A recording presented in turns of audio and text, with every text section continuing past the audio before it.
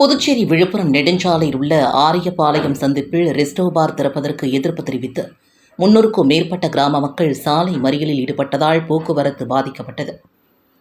புதுச்சேரி விழுப்புரம் நெடுஞ்சாலையில் ஆரியபாளையம் 4 முனை சந்திப்பில் புதிதாக ரெஸ்டோ பார் அமைக்கும் பணி நடைபெற்று வருகிறது.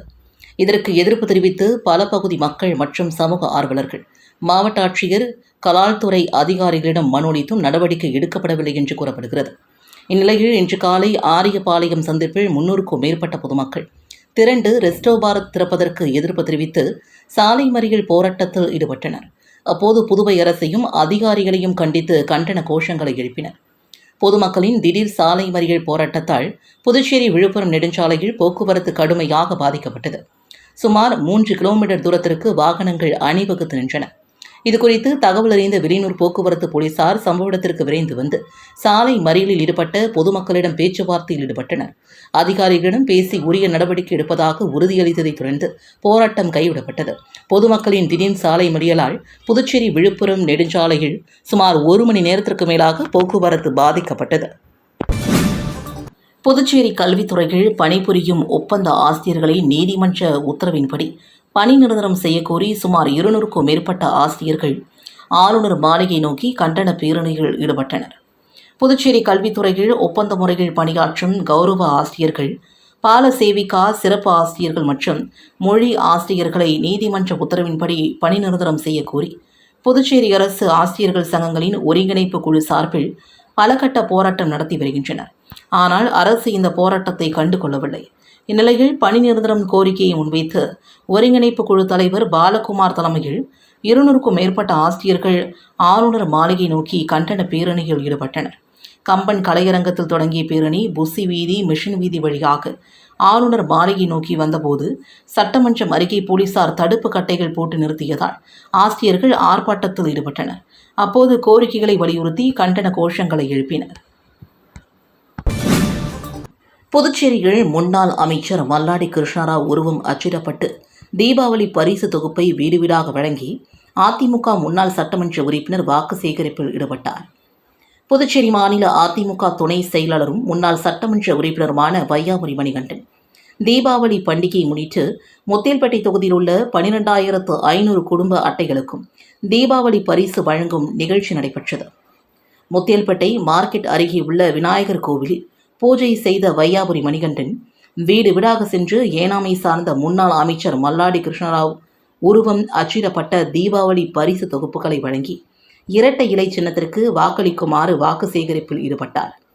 பின்னர் செய்தியாளர்களை சந்தித்த அவரிடம் தீபாவளி பரிசு தொகுப்பில் முன்னாள் அமைச்சர் மல்லாடி கிருஷ்ணராவ் உருவப்படம் இடம்பெற்றது குறித்து கேள்வி எழுப்பப்பட்டது. இதற்கு பதிலளித்த அவர், அரசியலில் திறமை மிக்க அமைச்சர் மல்லாடி கிருஷ்ணராவை ரோல் மாடலாக எடுத்துக்கொண்டு அரசியல் பணியை தொடங்கியிருக்கிறேன் என்று தெரிவித்தார். முன்னாள் முதலமைச்சர் வைத்திலிங்கம் மீது மல்லாடி கிருஷ்ணராவ் பல்வேறு குற்றச்சாட்டுகளை ஆதாரத்துடன் கூறியுள்ளார். ஆனால் இதற்கு அவர் பதிலளிக்காமல் சட்டமன்ற கட்சித் தலைவர் வைத்தியநாதன் பதிலளிக்கிறார். வைத்தியநாதன் அரசியலுக்கு வருவதற்கு முன்பு அவருடைய சொத்து மதிப்பு என்ன, தற்போது அவருடைய சொத்து மதிப்பு என்ன என்பதை அவர் விளக்க வேண்டும் என்றும் கேட்டுக்கொண்டார். அதுபோன்று மாற்று தொகுதியிலிருந்து வந்து வீடு வாடகைக்கு எடுத்து தங்குபவர்களை மக்கள் ஒருபோதும் ஏற்றுக்கொள்ள மாட்டார்கள் என்றும் தெரிவித்தார். முத்தியல்பேட்டை தொகுதியில் தீபாவளி தொகுப்பு வழங்கும் நிகழ்வில் தொகுதியை சார்ந்த அதிமுக அனைத்து பிரிவு நிர்வாகிகள் திரளாக கலந்து கொண்டனர். கோ ஃப்ரீ போலீஸ் சைக்கிள் நிறுவன விவகாரத்தில் உள்துறை அமைச்சர் நமச்சிவாயம் வெள்ளை அறிக்கை வெளியிட வேண்டும் என்று உயர்மட்ட விசாரணைக்கு டிஜிபி உத்தரவிட வேண்டும் என்றும் அதிமுக மாநில செயலாளர் அன்பழகன் வலியுறுத்தியுள்ளார். இது தொடர்பாக அதிமுக மாநில செயலாளர் அன்பழகன் வெளியிட்டுள்ள அறிக்கையில், போலீஸ் சைக்கிள் நிறுவனத்திடம் 80 லட்சம் ரூபாய் லஞ்சம் பெற்றதாக சைபர் கிரைம் விசாரணை இன்ஸ்பெக்டர் கீர்த்தி பணியிட நீக்கம் செய்யப்பட்டிருக்கிறார். காவல்துறைக்கு மிகப்பெரிய கலங்கத்தையும் தலைக்குனிவையும் ஏற்படுத்தியுள்ளது. வெளிமாநில குற்றவாளிகளுக்கு ஒரு சில உள்ளூர் பிரபலங்களும் மற்றும் அதிகாரத்தில் உள்ளவர்களின் ஆதரவும் இருப்பதால் குற்றங்கள் பெருமளவில் நடைபெற்று வருகிறது. இந்த நிறுவனம் மீது வழக்கு பதிவு செய்யப்பட்ட நாளிலிருந்து இந்த வழக்கை ஒன்றும் இல்லாமல் செய்வதற்காக புதுச்சேரியில் ஒரு கூட்டமே சிண்டிகேட் அமைத்து கொண்டு செயல்பட்டனர். இந்த குற்ற பின்னணி சம்பந்தமாக மக்களிடம் பல்வேறு சந்தேகங்கள் காவல்துறையின் மீது எழுகின்றது. எனவே இது சம்பந்தமாக காவல்துறைக்கு பொறுப்பேற்றுள்ள உள்துறை அமைச்சர் நமச்சிவாயம் ஒரு விரிவான வெள்ளை அறிக்கை வெளியிட வேண்டும். மேலும் இந்த குற்ற பின்னணி குறித்து துறை ரீதியான உயர்மட்ட நேர்மையான விசாரணைக்கு டிஜிபி உத்தரவிட வேண்டும். இதில் நேரடியாக துணைநிலை ஆளுநர் அவர்கள் தலையிட வேண்டும் என்றும் குறிப்பிடப்பட்டுள்ளது. லாஸ்பேட்டை தொகுதி அசோக் நகர், ஜீவானந்தம் வீதி மற்றும் சுவாமி விவேகானந்தா வீதிகளில் ரூபாய் 38 லட்சம் மதிப்பீட்டில் சிமெண்ட் சாலை அமைக்கும் பணிகளை மக்களவை உறுப்பினர் வைத்திலிங்கம், சட்டமன்ற உறுப்பினர் வைத்தியநாதன் ஆகியோர் பூமி பூஜை செய்து துவக்கி வைத்தனர். லாஸ்பேட்டை சட்டமன்ற தொகுதிக்குட்பட்ட அசோக் நகர், ஜீவானந்தம் வீதி மற்றும் சுவாமி விவேகானந்தர் வீதி ஆகிய வீதிகள் மக்களவை உறுப்பினர் வைத்திலிங்கம் தொகுதி மேம்பாட்டு நிதியிலிருந்து ரூபாய் 38 லட்சம் மதிப்பீட்டில் உழவர்கரை நகராட்சியின் மூலமாக சிமெண்ட் சாலை அமைக்கும் பணிக்கான பூமி பூஜை நிகழ்வு நடைபெற்றது. இதில் சிறப்பு விருந்தினராக மக்களவை உறுப்பினர் வைத்திலிங்கம், சட்டமன்ற உறுப்பினர் வைத்தியநாதன் ஆகியோர் கலந்து கொண்டு பணிகளை பூமி பூஜை செய்து துவக்கி வைத்தார். உச்சநீதிமன்ற நீதிபதியை இழிவுபடுத்தும் பாஜகவினரை கண்டித்து புதுச்சேரி விடுதலை சிறுத்தைகள் கட்சியின் சார்பில் கண்டன ஆர்ப்பாட்டம் நடைபெற்றது. இதில் 200க்கும் மேற்பட்டோர் கலந்து கொண்டனர். உச்சநீதிமன்ற தலைமை நீதிபதி PR கவாயை குறிவைத்து இழிவுபடுத்துவதுடன் அவதூறு கருத்துக்களை திட்டமிட்டு பரப்பி வரும் பாஜகவினரை கண்டித்தும், புதுச்சேரி மத்திய பல்கலைக்கழகத்தில் போராட்டத்தில் ஈடுபட்ட மாணவர்களை காட்டு மிராண்டித்தனமாக தாக்கிய போலீசாரை கண்டித்தும் விடுதலை சிறுத்தைகள் கட்சியின் சார்பில் கண்டன ஆர்ப்பாட்டம் சட்டமன்றம் அறிக்கை நடைபெற்றது. மாநில செயலாளர் பாவானன் தலைமையில் நடைபெற்ற கண்டன ஆர்ப்பாட்டத்தில் விடுதலை சிறுத்தைகள் கட்சியை சார்ந்த சுமார் 200க்கும் மேற்பட்டோர் கலந்து கொண்டு கோரிக்கைகளை வலியுறுத்தி கண்டன கோஷங்களை எழுப்பினார்கள். தமிழகத்தில் திமுக தான் முதன்மையான கட்சியாக உள்ளதாகவும், அதிமுக, பாஜக இருக்கும் இடம் தெரியாமல் உள்ளதாக திமுக கொள்கை பரப்பு செயலாளர் ஜெகத் ரட்சகன் MP விமர்சித்துள்ளார். புதுச்சேரியில் 2ஆம் கட்டமாக திமுக உறுப்பினர் சேர்க்கை முகாம் ஊஸ்டு, இந்திரா நகர், கதிர்காமம், தட்டாஞ்சாவடி, லாஸ்பேட்டை, காலாப்பட்டு, காமராஜர் நகர், ராஜ்பவன் ஆகிய 8 தொகுதிகளில் நடைபெற்றது. உறுப்பினர் சேர்க்கை முகாமினை திமுக கொள்கை பரப்பு செயலாளரும் MPயுமான ஜெகத் ரட்சகன் மற்றும் சட்டமன்ற எதிர்க்கட்சித் தலைவர் சிவா ஆகியோர் தொடங்கி வைத்தனர். தொடர்ந்து செய்தியாளர்களிடம் பேசிய திமுக கொள்கை பரப்பு செயலாளரும் MPயுமான ஜெகத் ரட்சகன், திமுகவில் இணைவதற்காக புதுச்சேரியில் அனைத்து இடத்திலும் மக்கள் மிக எழுச்சியாகவும் ஆர்வத்துடனும் உள்ளார்கள். புதுச்சேரியில் உள்ள 30 தொகுதிகளிலும் திமுக வலிமையான உறுப்பினர்களை சேர்த்து வளமான புதுச்சேரியை உருவாக்குவோம் என்றார். மேலும் பேசிய அவர், பாலியல் குற்றச்சாட்டுகளுக்கு உள்ளான பேராசிரியர்கள் மீது நடவடிக்கை எடுக்க வலியுறுத்தி போராட்டத்தில் ஈடுபட்ட புதுவை மத்திய பல்கலைக்கழக மாணவர்கள் மீது காவல்துறையினர் தாக்குதல் நடத்தியது தவறு என்றார். தொடர்ந்து பேசிய அவர், கரூர் உயிரிழப்பு விவகாரத்தில் எதிர்க்கட்சித் தலைவர் எடப்பாடி பழனிசாமி எதையாவது சொல்ல வேண்டும் என்பதற்காகவே சொல்கிறார் என்றும், தமிழகத்தில் திமுக தான் முதன்மையான கட்சியாக உள்ளதாகவும், அதிமுக, பாஜக இருக்கும் இடம் தெரியாமல் உள்ளதாகவும் விமர்சித்தார். அதிமுக மாநில இணை செயலாளரும் முன்னாள் நகரமன்ற உறுப்பினருமான கணேசன் பிறந்தநாள் விழா காமராஜர் நகர் தொகுதியில் நலத்திட்ட உதவிகள் வழங்கி கொண்டாடப்பட்டது. புதுச்சேரி அதிமுக இணை செயலாளர் கணேசன் தனது பிறந்தநாளை கொண்டாடினார். பிறந்தநாளையொட்டி காமராஜர் நகர் தொகுதியில் 1200 பெண்களுக்கு புடவைகள் வழங்கினார். தொடர்ந்து பல்வேறு நலத்திட்ட உதவிகளையும் வழங்கினார். விழாவில் முதல்வர் ரங்கசாமி கலந்து கொண்டு அவருக்கு வாழ்த்து தெரிவித்தார். தொடர்ந்து அமைச்சர் ஜான்குமார், எதிர்க்கட்சித் தலைவர் சிவா, மாநில அதிமுக செயலாளர் அன்பழகன், சட்டமன்ற உறுப்பினர் கல்யாண சுந்தரம், அவைத் தலைவர் அன்பானந்தம், இணை செயலாளர் திருநாவுக்கரசு, நகர செயலாளர் அன்பழகன், அண்ணா தொழிற்சங்க பாப்புசுவாமி, நாகமணி உட்பட பலரும் பிறந்தநாள் வாழ்த்துக்களை தெரிவித்தனர். விழாவின் ஏற்பாடுகளை காமராஜர் நகர் தொகுதியின் செயலாளர் ஆறுமுகம் செய்திருந்தார். விழாவில் இளைஞர் மற்றும் இளம்பெண்கள் பாசற இணை செயலாளர் மதன்குமார், உழவர்கரை தொகுதியின் நகர செயலாளர் சித்தானந்தம், முன்னாள் தொகுதியின் செயலாளர்கள் தமிழ்ச்செல்வன், பால்ராஜ் உட்பட அதிமுக நிர்வாகிகள், தொண்டர்கள் மற்றும் பல்வேறு அரசியல் கட்சியினர் கலந்து கொண்டு வாழ்த்து தெரிவித்தனர். புதுச்சேரியில் இஸ்லாமியர்களுக்கு கல்வி வேலைவாய்ப்பில் வழங்கப்படும் இடஒதுக்கீட்டை 6% உயர்த்த வேண்டும் என்று தமிழ்நாடு தௌஹீத் ஜமாத் பொதுக்கூட்டத்தில் தீர்மானம் நிறைவேற்றப்பட்டது. தமிழ்நாடு தௌஹீத் ஜமாத் பொதுக்கூட்டம் காரைக்காலில் நடைபெற்றது. இதில் பல்வேறு தீர்மானங்கள் நிறைவேற்றப்பட்டன. குறிப்பாக புதுச்சேரியில் தற்போது இஸ்லாமியர்களுக்கு கல்வி வேலைவாய்ப்பில் கொடுக்கப்படும் இடஒதுக்கீட்டை 6% உயர்த்த வேண்டும். புதுச்சேரி காலாப்பட்டு பகுதியில் உள்ள மத்திய பல்கலைக்கழகத்தில் பாலியல் குற்றச்சாட்டிற்கு ஆளான பேராசிரியர்கள் மீது நடவடிக்கை எடுக்க வலியுறுத்தி போராட்டத்தில் ஈடுபட்ட மாணவ மாணவிகள் 24 பேர் தடனடியாக கைது செய்யப்பட்டுள்ளனர்.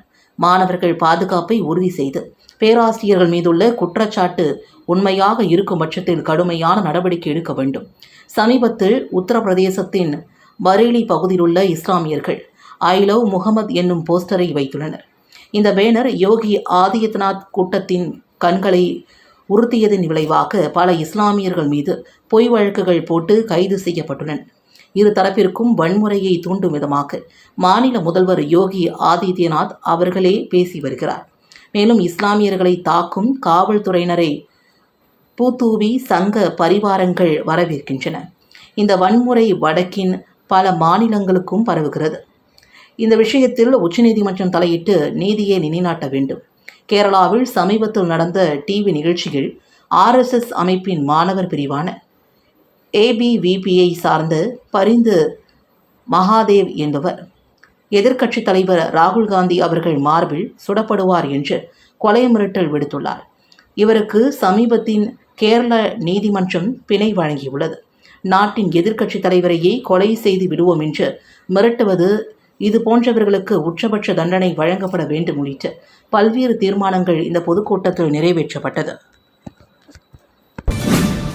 காரைக்காலில் தீபாவளி பட்டாசு வெடிக்கும் போது சிறார்களுக்கு கண் பாதிப்பு ஏற்படாமல் பாதுகாக்க மாவட்டம் முழுவதும் 6000 பாதுகாப்பு கண் கண்ணாடிகள் வழங்கும் திட்டத்தை மாவட்ட ஆட்சியர் தொடங்கி வைத்தார்.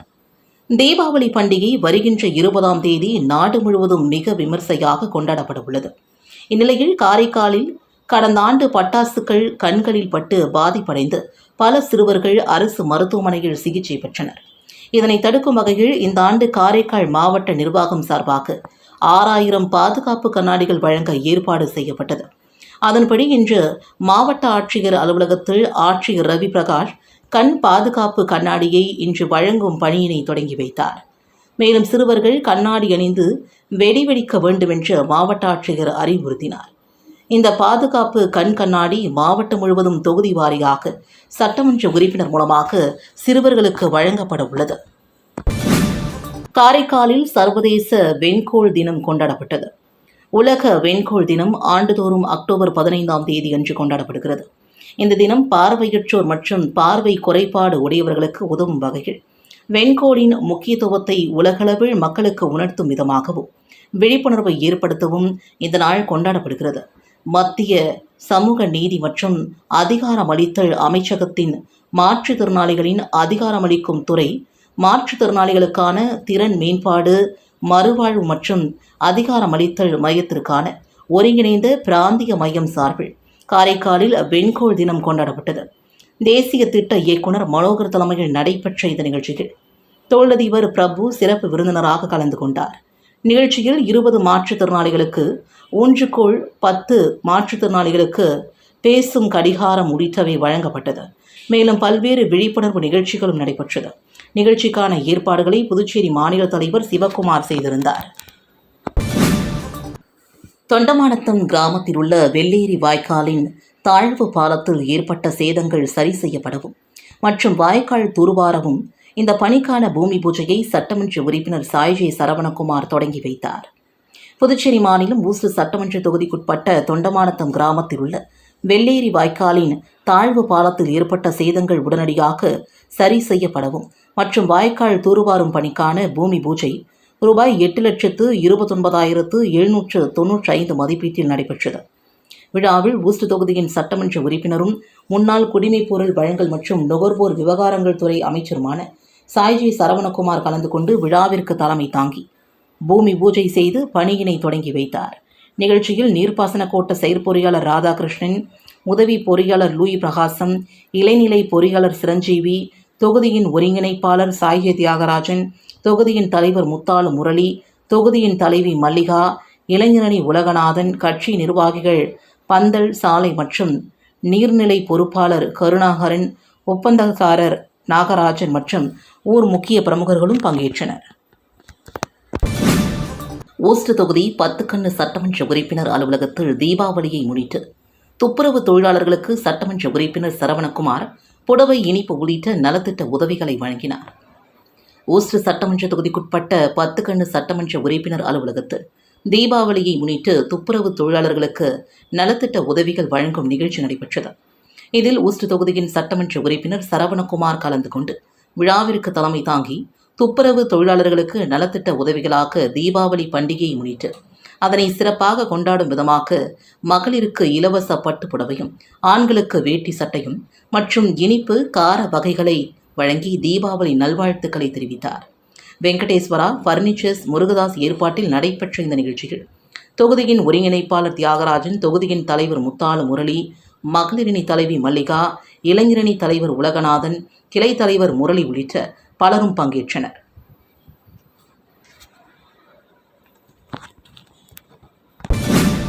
கொம்பாகம் முதல் உழந்து ஏரி வரை ரூபாய் 1,32,00,000 செலவில் சாலை அமைக்கும் பணியினை எதிர்க்கட்சித் தலைவர் சிவா தொடங்கி வைத்தார். வில்லியனூர் மற்றும் முதலியார்பேட்டை சட்டமன்ற தொகுதிகளுக்குட்பட்ட முருங்கப்பாக்கம் ஏரி மேற்கு கரையின் மேல் கொம்பாகம் சாலை முதல் உழந்த ஏரி வரை பொதுக்கரை வரை தார் சாலை அமைக்க ரூபாய் 1,32,00,000 ஒதுக்கீடு செய்யப்பட்டு பொதுப்பணித்துறை நீர்ப்பாசன கோட்டம் மூலமாக மேற்கொள்ளப்பட உள்ளது. இப்பணிக்கான பூமி பூஜை நிகழ்ச்சி இன்று காலை குப்பம் மேட்டில் நடைபெற்றது.